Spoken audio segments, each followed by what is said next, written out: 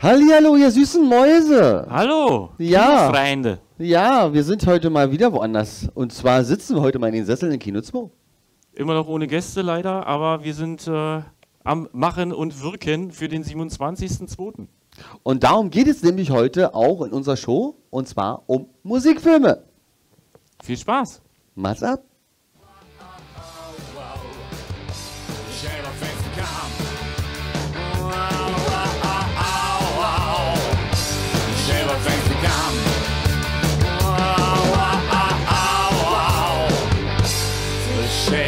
Thanks to come.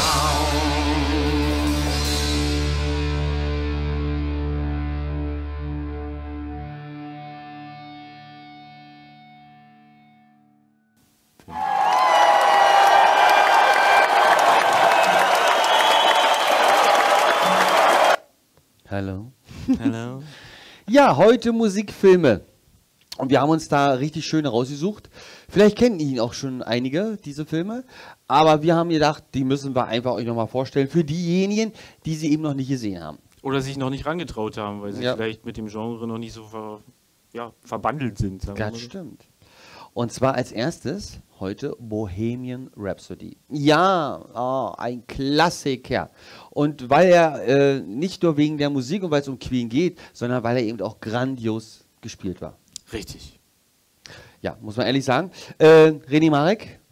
Remy Marek als Hauptdarsteller Freddie Mercury. Ja, aber richtig gut gespielt. So, dass man ihn streckenweise wirklich verwechseln konnte mit Freddie Mercury. Er hat sich da wirklich in die Rolle so reingepackt. Ich würde sagen, wir machen erstmal wieder einen kleinen Trailer und dann quatschen wir wieder drüber. Dann guckt euch die Szene an. Genau, ciao. Is this the real life? Is this just fantasy? Caught in a landslide. No escape from reality.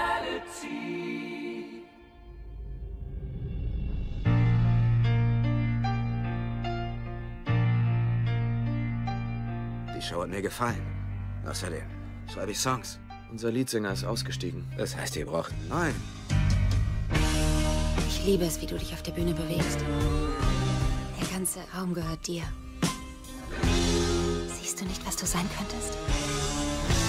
Niemand wird uns im Radio spielen. Versuchen wir es experimentell.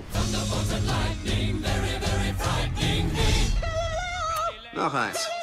Nochmal. Wie viele Galileos willst du noch? In dieser Band ist nur Platz für eine Drama-Queen. Klar, Roger? Merkt euch meine Worte. Niemand wird Queen spielen. Das Glück ist mit dem Mutigen. Freddy, etwas zu Ihrem Privatleben. Mehr gibt es nicht zu wissen. Ich mache Musik. Ich will für die Leute einen Song schreiben, bei dem sie mitmachen können. Wie geht der Text?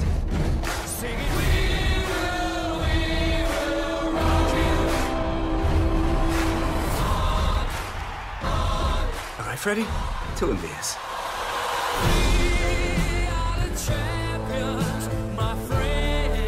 Du musst es langsamer angehen, Fred. Sie brauchen nur ein bisschen Zeit. Und wenn ich keine Zeit habe?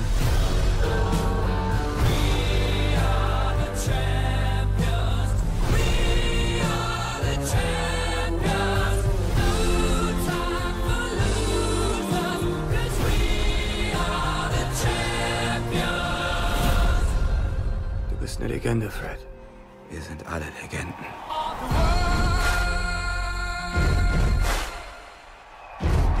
Bohemian Rhapsody.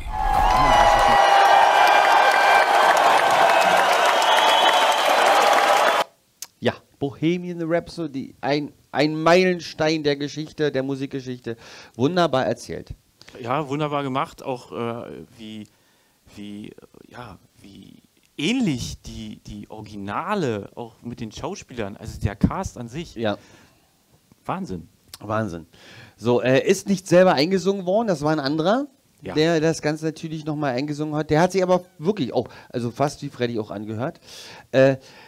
Ja, und ansonsten von schauspielerisch, also gerade auch die Live-Aid-Szene, wenn man sich die dann anguckt, meistens ist es als Bonuspaket, dann sieht man nicht nur gestückelt, sondern man sieht wirklich am ganzen Stück diese 20 Minuten von Live Aid, die ja legendär für Queen waren. Also man sagte ja eigentlich, es war ein kurzes Konzert, aber es soll mit das beste Konzert natürlich von Queen gewesen sein.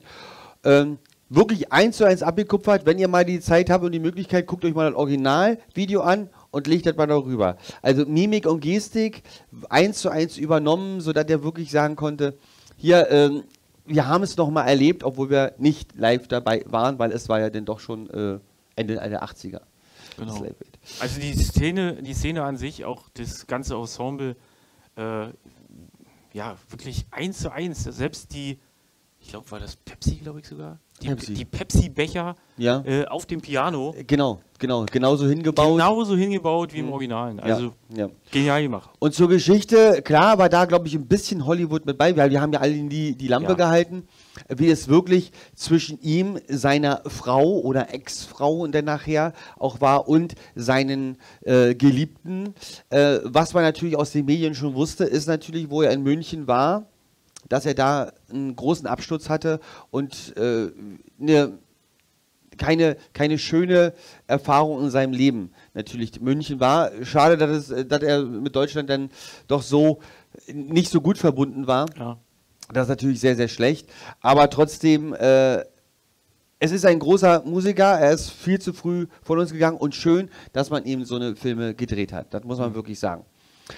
Ja, im Endeffekt die Geschichte zählt von den Anfängen wie Freddie Mercury als Kofferpacker oder als Kofferpacker im Endeffekt beim Flughafen, dann zu Queen kam, die dann eigentlich nur als Tingle-Band irgendwo auch als kleine Clubband. Ja, oder die haben eigentlich auch gecovert. Ja, die haben auch gecovert. Und dann kam er und wollte einfach was Neues machen und man merkt wirklich in dem Film auch diesen Glam, den er auch reinbringen wollte, auch gerade wie schwer er es hatte, oder die Band überhaupt, die Musik, die sie nachher verkörpert haben, gerade auch einen schmalen Grat zwischen Oper, Operette und Rockmusik, was sie ja machen wollen, deswegen heißt ja auch Bohemian Rhapsody, und mit dem Lied wollten sie natürlich dann den Markt ganz neu aufmischen und sie hatten erst keine Chance und keiner wollte es verlegen.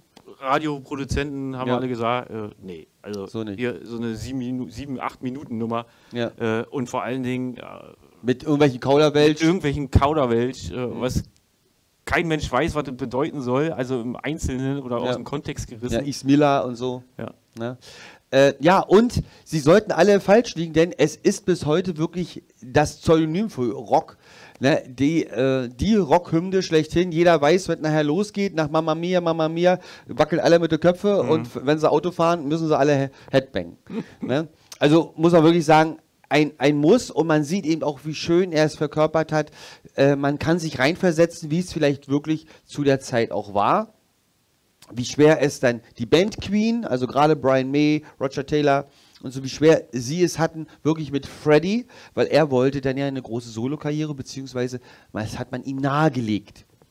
Ja, durch die falschen Freunde und Freundesfreunde. Ja, die sich dann so ausgegeben haben, als wären sie die großen Gönner, aber im Endeffekt wollten sie eigentlich nur ihn für sich und wollten ihn eigentlich melken wie eine Kuh.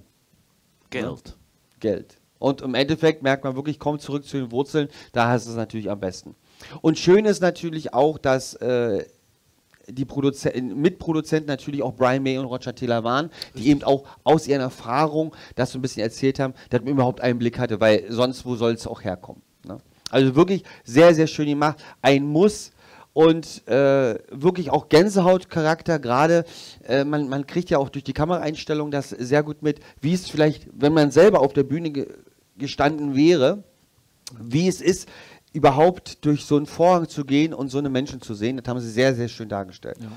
Also muss man wirklich sagen. Ja, nicht umsonst jetzt, also bis dato der erfolgreichste Musikbiografiefilm. Ja, seit 2018, ne? 2018. Bisschen über 2 Stunden. Ja. Aber kurzweilig. Also eigentlich könnte er noch länger gehen. 134 Minuten, so im Auge, glaube ich. Also da ist wirklich ein Film, warum nicht noch mehr gezeigt? Also man guckt sich so weg, ne, so, und irgendwann ist es nachher dieses Live-Aid-Konzert und das ist ja eigentlich schon mit der Schluss. Wunderbar gemacht. Und wie schön dann nachher auch alles zusammenhält, obwohl ich da, wie gesagt, war ein bisschen Hollywood wahrscheinlich auch mit bei. Ja, ne, man muss es natürlich auch ein bisschen schmücken. Vielleicht wird es dann auch zu Fahrt irgendwo. Ja. Aber auch 2019, man kann ja auch sagen, die Oscar-Nominierung, schade, dass sie nur 4 gekriegt haben. Ja. Unter anderem aber für den besten Schauspieler oder für den besten Hauptdarsteller, für den Rami Malek, der wirklich, also mit Abstand auch, wie gesagt, auch mit den Zähnen, also wirklich genial gespielt hat. Auch Mimik und Gestik, wie er den Mund auch bewegt hat. Und ja, wie viel Probezeit da. Ja. Wahnsinn. Also wirklich Wirklich sehr schöner Film, Ja. wirklich sehenswert auf jeden Fall. Ja, und Gänsehautcharakter, wie auch der nächste, würde ich sagen. Genau, und in dem gleichen Jahr ist nämlich noch ein schöner Musikfilm rausgekommen, der seine Geburtsstunde eigentlich um 1937 hatte. Ja. So, jetzt kramen wieder alle, 1937, hä? Ja, man weiß eigentlich nur, es ist ein Remake und man weiß, das ist ein Remake aus den 70ern. Aber das aus den 70ern ist nämlich auch schon ein Remake. Ist auch schon ein Remake gewesen. Ja. Genau. Und zwar damals mit Chris Christopherson und Barbara Streisand. Und ich glaube, jetzt wissen alle, um welchen Film es eigentlich geht. Ja, jetzt gespielt von Bradley Cooper und Lady Gaga. Jetzt wissen auch die Letzte, um was es geht. Star is Born. The Star is Born, ja. Ja, und wir gucken uns jetzt erstmal wieder den Trailer an und danach quatschen wir drüber. Viel Spaß.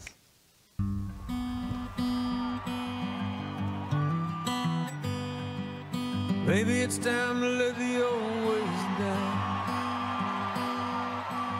Maybe it's time to let the old ways die.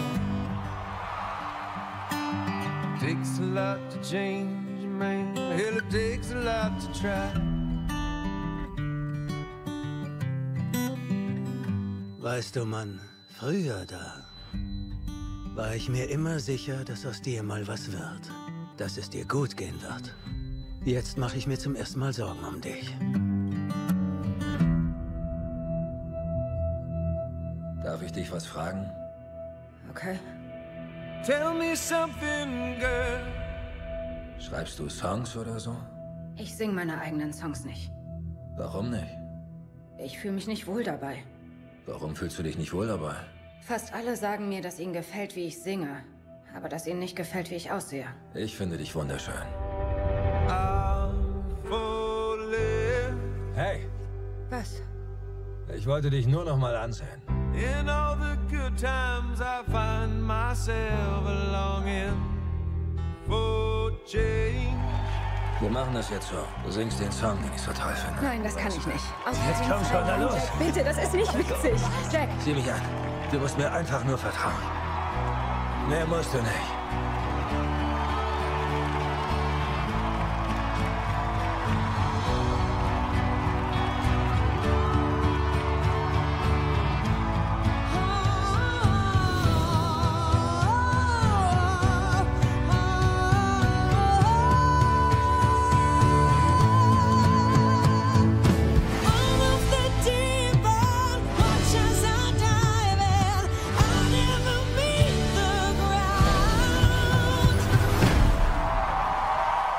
We're far from the shallow now.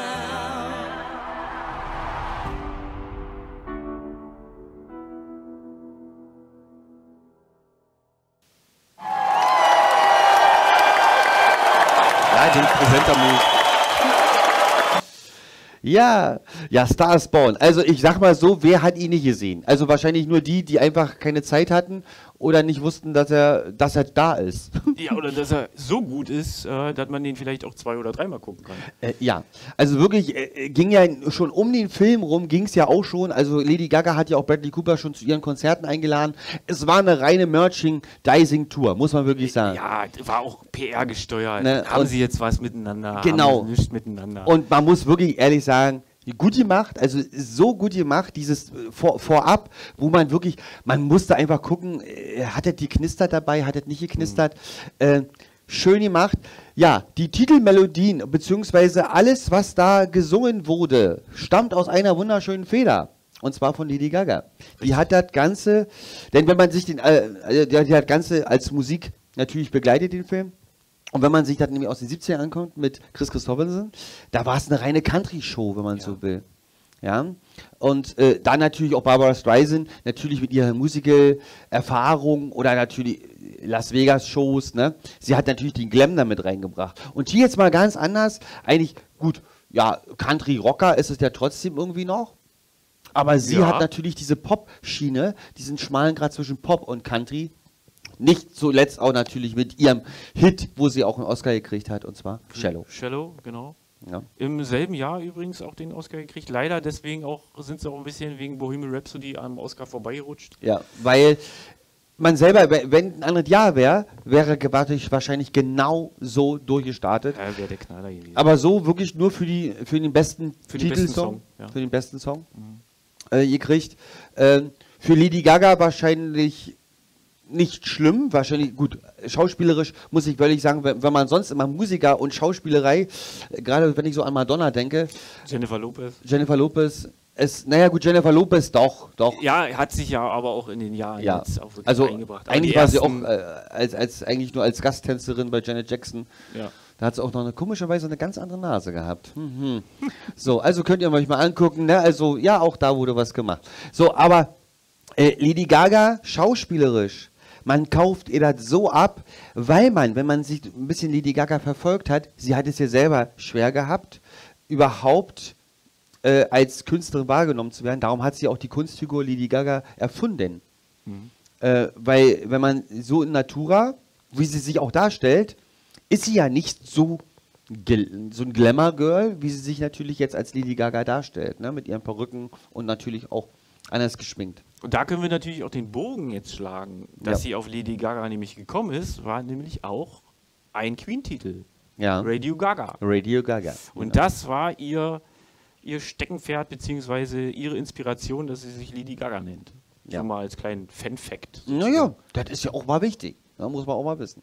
Ja, also sehr, sehr anschaulich. Man merkt eben auch, wie so ein Rockstar-Leben vielleicht auch mal sein kann. Man wünscht sich es nicht, aber auch hier, wenn es keinen gibt, der einem so richtig hilft, also man sein eigener Boss ist, alles springt nur rum, weil ich gut bin, weil ich gefragt bin und keiner hilft mir aber in einer Situation, dass ich mit Alkohol vielleicht doch nicht um kann. Ja? Also man merkt natürlich, da ist auch er hat natürlich auch einen Bruder da und der möchte immer gern, aber er hört halt nicht drauf. Und diese ganze Entourage, die um ihn rum ist, denen ist es egal, Hauptsache du machst Mucke. Genau. Und dann ist natürlich der Fall sehr hoch, wenn man schon ganz oben steht und dann nicht weiter weiß, beziehungsweise vielleicht auch mit dem Erfolg letztendlich auch nicht umgehen kann oder möchte und dann natürlich auch in den Drogen beziehungsweise in den Alkoholsumpf verfällt. Ja. Und so wird es natürlich im Film sehr, sehr gut beschrieben, muss ich ganz ehrlich sagen. Also Bradley Cooper kann so genial besoffen spielen. Ja. Ja, und eben auch diese Sehnsucht nachher auch von ihr zu ihm. Weil, ne, wenn man nur viel Alkohol trinkt, ist man auch immer vielleicht nicht mehr immer Herr seiner Lage oder seiner Sinne. Und wie sie ihm da so ein bisschen dann trotzdem helfen will und was überhaupt passiert. Ich meine, wir wollen ja auch nicht mal so viel erzählen, wahrscheinlich habt ihr schon alle Ideen gesehen, aber wie es danach auch wird, es kann auch mal ein Spieß umgedreht werden und irgendwann braucht man immer Hilfe, egal auf welcher Seite man nachher steht. Und das haben sie sehr, sehr gut gemacht, sodass man auch als Mann, muss ich ganz ehrlich sagen, ne, man will ja auch mal so ein bisschen harten und coolen machen, da eine kleine Träne im Knopfloch hatte man. Also bin ich ehrlich, so, weil eben auch schauspielerisch so gut gemacht, auch von Lady Gaga. Bradley Cooper weiß man, dass er ein Schauspieler ist. Aber Lady Gaga, da hat man so noch nicht, klar, macht sie schon ein bisschen, auf ihren Shows ist es eine Schauspielerei. Aber dass sie es so gut verkörpern konnte in dem Film, dass man ihr voll abkauft und eben hätte auch ihre Lebensgeschichte sein können. Wenn man nicht schon wusste, dass es ein Remake ist. Ja. Also geschönt von Hollywood natürlich wieder ein bisschen. Natürlich. Aber dieses Gesamtpaket von dieser Liebesgeschichte von einer Singer-Songwriterin, die irgendwie irgendwo kellnert und von einem großen Star, die sich plötzlich treffen und eine Liebesgeschichte ummantelt von auch wirklich genialer Musik, also wirklich schöne Titel sind dabei. Ja. Auch jetzt nicht nur Shallow, sondern da sind auch andere dabei. Gerade wie es anfängt, wenn er auf der Bühne steht. Da und wie gesagt, und wie dieses verpackt ist, also auch wirklich ein sehr, sehr guter und sehr, sehr sehenswerter Film. Jetzt kommen wir vom Alkoholsumpf zum Drogensumpf. Im Endeffekt noch einen vorbereitet. Einen haben wir nämlich noch, weil wir nämlich, das sind die, oder der Film, den wir vielleicht gar nicht mehr so richtig auf dem Schirm hat. Oder vielleicht wirklich an einem vorbeigegangen ist, weil entweder liebt man diesen Menschen, um den es jetzt geht, oder man hasst ihn. Also früher gab es ja auch, entweder möchte man oder steht man auf Beatles oder Rolling Stones. Ja. Beides geht nicht. Der ewige Kampf. Und hier geht es nämlich entweder auf Elvis oder auf Johnny Cash. Johnny Cash. Demzufolge hier für euch Walk on Line.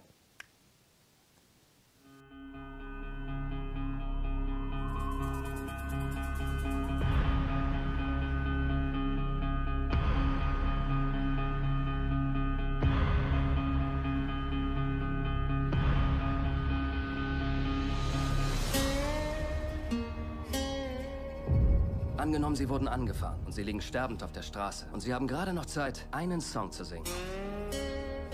Einen Song, der die Leute an Sie erinnert, bevor sie zu Staub werden. Einen Song, der Sie zeigt, wie Sie wirklich sind.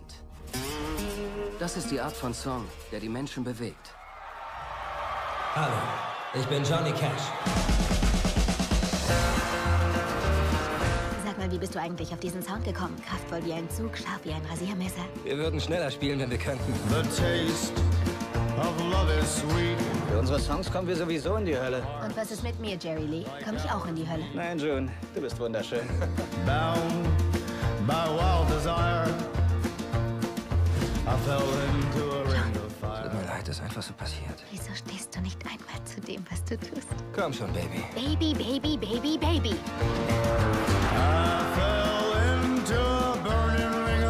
Sag mir, dass du mich nicht liebst. Ich liebe dich nicht. Lügner. Mr. Cash, ich schlage vor, dass Sie keine Songs mehr spielen, die die Insassen daran erinnern, dass Sie hier im Gefängnis sind. Glauben Sie, die haben es vergessen? Joaquin Phoenix, Reese Witherspoon. Und was ist mit dem Schwarz? Sieht ganz nach einer Beerdigung aus. Und wenn schon. Walk the Line.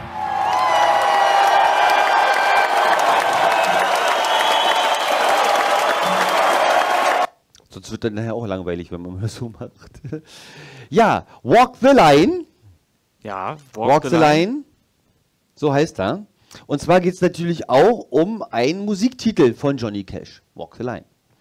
So, der wird natürlich auch in diesem wunderschönen Film ein paar Mal gespielt. Ja, hier bei Joaquin Phoenix spielt Johnny Cash. Und Reese Witherspoon spielt June Carter. June Carter, seine spätere Frau. So, und darum geht es eigentlich auch in diesem Film. Beziehungsweise es fängt erstmal ganz harmlos an. So, ich möchte Musiker werden. Aber keiner will einen hören. Demzufolge spielt man in irgendwelchen kleinen Kaschemmen oder tut sich mit irgendwelchen Leuten zusammen. Ne, und ja, aber wird nicht. Irgendwie wird es nicht. Keiner will einen hören. Es interessiert keinen. So, und schon kommt man nachher einfach in so ein Studio, was da so rumsteht, wo man sich mal einmieten kann. Und komischerweise hatte der liebe Johnny Cash irgendwas, was der Produzent in dem Moment oder der Aufnahmeleiter, so man noch nie vorher gehört hat. Er hat gesagt, Mensch, daraus können wir doch was machen. Und schon tingelt man eigentlich mit den großen Größen zusammen. Ja, mit Buddy Holly war dabei, Elvis wurde noch dabei, genau. gespielt.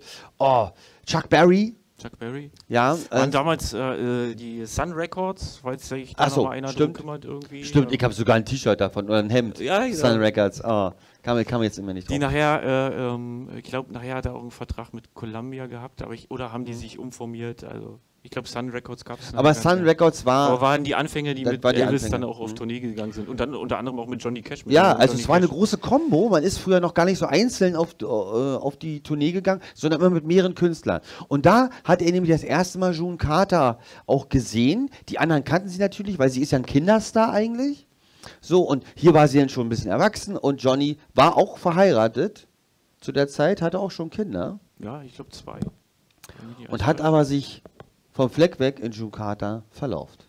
Ja, zu Kinderzeiten wohl schon so wie er selber auch gesagt hat. Kam aber im Film nicht so rüber. Kam im Film aber nicht so aber im rüber. Radio. Also man sieht ganz kurz im Vorspann, dass sie im Radio lief und er kam ja auch aus einem zerrütteten Haus, weil der Bruder gestorben ist, aber guckt euch alle selber an.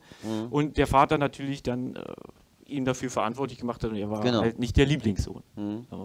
Aber eben auch hier so gut verkörpert von Joaquin Phoenix, dass man ihn halt abkauft. Er hätte Johnny Cash sein können. Hätte man jetzt auch Dokumentation. Vielleicht nicht vom Aussehen her, aber so wie er sich gehabt hat. Ja, so mit Mimik und Gestik. Ja, auch diese Apartheid zum Teil. Ja.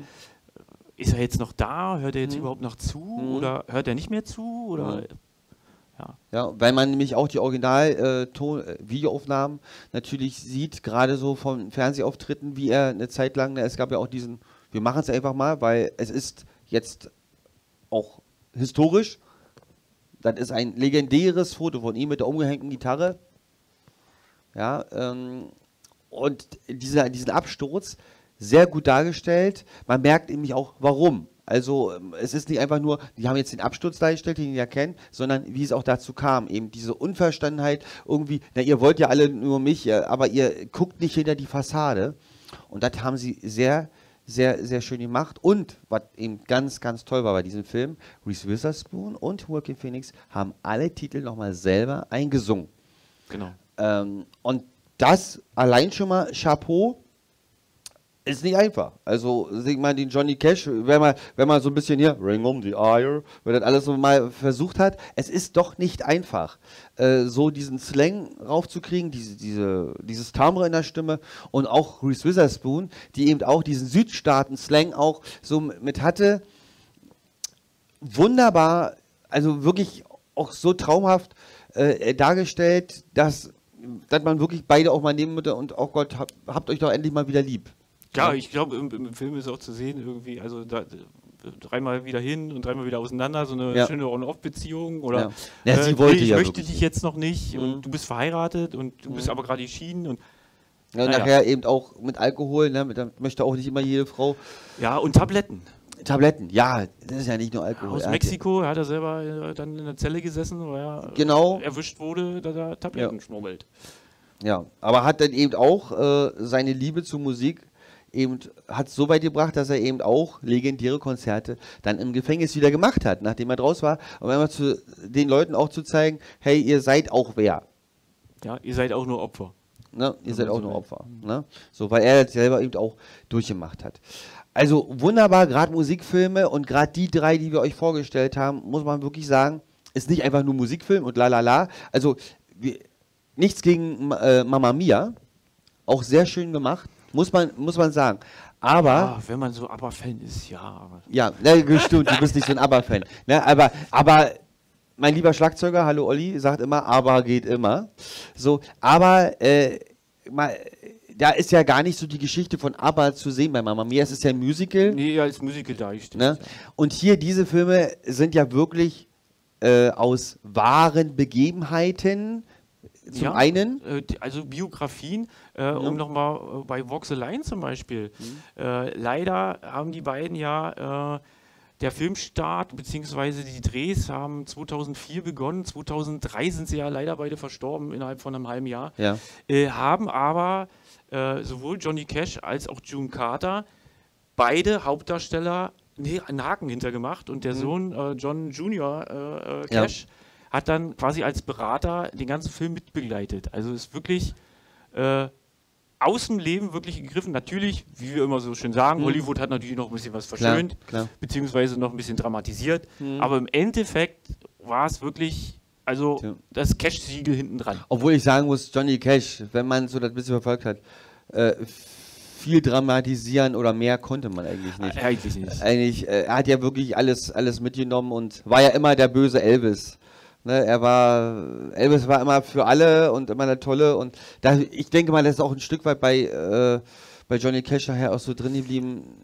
böse Zungen behaupten ja, dass Elvis und Johnny sich die Tabletten ausgetauscht haben. Aber kann natürlich auch nur ein Gerücht gewesen sein. Aber, obwohl man ja auch weiß, dass Elvis auch tablettenabhängig war. Ja. Aber er brauchte es eben anders. Er musste runterkommen, konnte nicht, hat er Tabletten genommen. Und damit man überhaupt mal wieder auf die Beine kommt, muss man auch Tabletten nehmen. Und dieses ganze Hin und Her, das hat nachher auch dann zu seiner Esssucht auch geführt, weil gewisse Amphetamine treiben ein bisschen so das Hungergefühl und demzufolge sah er so aus. Also es war nicht einfach nur, dass er Hunger hatte. Man hat es ja dann gesehen. Man hat es auch dann nachher auch 77 ganz doll gesehen. Also, wo also zu Ende geht. Liebe Leute, liebe Gemeinde, Finger weg von harten Drogen. Genau. Gibt keinen Segen drauf. Ja, gibt keinen Segen drauf, ne? Auch wenn man Musiker ist. Ne? So ab und zu ein Bierchen und mal eine Flasche Bums ist überhaupt nicht schlimm.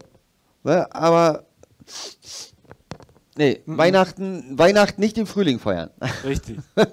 So, gut, aber trotzdem, Musikfilme, auch gerade die 3, guckt sie euch an. Es ist wirklich so sehenswert und so toll gemacht. Ne, und da kann man wirklich mit der ganzen Familie, das ist auch das Schöne, man kann mit der ganzen Familie. Diese Filme kann man wirklich mit der ganzen Familie gucken. Ne? Weil es wird nicht zu doll ausufernd, also man merkt nur immer, oh, das ist jetzt schlimm, aber man sieht auch nichts Schlimmes. Also man sieht auch nicht, wie jemand sich irgendwo rückwärts isst, das merkt man nicht. Oder was tut. Ja, also das ist wirklich sehr, sehr schön gemacht. So, wir werden mal gucken, welchen schönen Werbespot wir noch präsentieren. Ja, mal gucken, ob das heute was Musikalisches ist. Na, bestimmt. Ja gut, Musik haben sie meistens drin, ne? Ja. So, aber wir haben ja auch schon viel euch gezeigt. Also für uns wird es jetzt langsam auch schwer, weil die besten Kracher haben wir schon so verspielt, weil wir drüber gelacht haben und jetzt muss man langsam schon gucken. Ja, aber wir haben auch schon gesagt, also wenn nicht anders, müssen wir nachher auch irgendwann mal selber Werbespots machen. Das könnten wir auch mal machen, ne? Naja, uns schlägt da schon mal Schönes vor. Gut, ansonsten gehen wir erstmal wieder ab an die angeschlossenen Funkhäuser. Und wünschen allen einen guten Appetit. Genau, und ciao!